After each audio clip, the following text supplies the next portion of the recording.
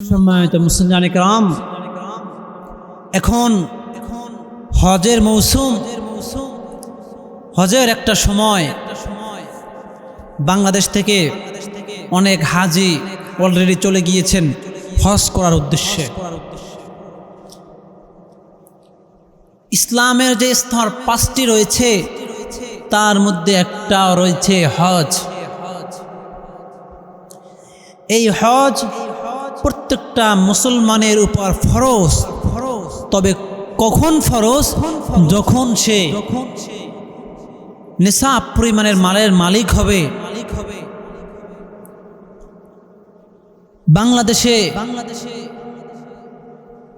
এমনও ব্যক্তি রয়েছে যে তার উপরে হজ ফরজ কিন্তু সে হজ করে না।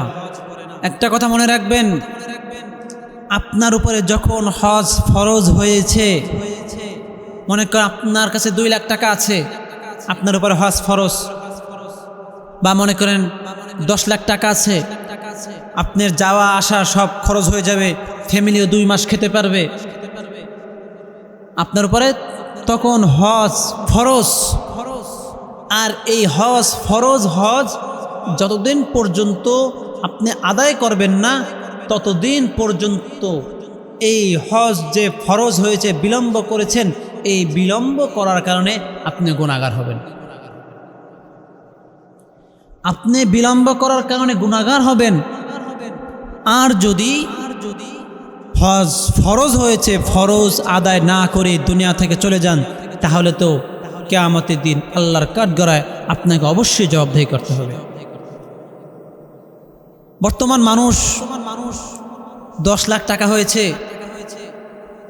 বাড়িতে একটু কাজ রয়েছে, অথবা একটা ফ্ল্যাট কিনতে হবে, অথবা বিল্ডিংয়ের ছাদ দেওয়া বাকি আছে, হজ পরে করব, সমস্যা নাই, আগে আমি আমার জরুরতটা ছাড়ি। হে ভাই, আগে তোমার জরুরত হলো এইটা, এই ফরজটা আদায় করা তোমার উপর আগে জরুরত, তারপরে তোমার ওই জরুরত। কিন্তু এই গাফেল মানুষ এই জিনিসটা বুঝে না যে হজ আমার উপরে এখন ফরজ, এই ফরজ আমি যে বিলম্ব করছি, এই বিলম্ব করার কারণে আমি গুনাহগার হব। বাংলাদেশে অসংখ্য অগণিত মানুষ রয়েছে যাদের উপরে হজ ফরজ কিন্তু হজ আদায় করে না, দুনিয়া থেকে চলে যায়, মৃত্যুবরণ করে। সেই ফরজিয়াত যে হজটা রয়েছে, হজ আদায় করে যাওয়ার সৌভাগ্য আল্লাহ তাআলা তার কপালে রাখেন নেই। ভাই, টাকা পয়সার মালিক হলেই হবে না, আল্লাহ তাআলা যেটা বলেছেন সেটা পালন করতে হবে।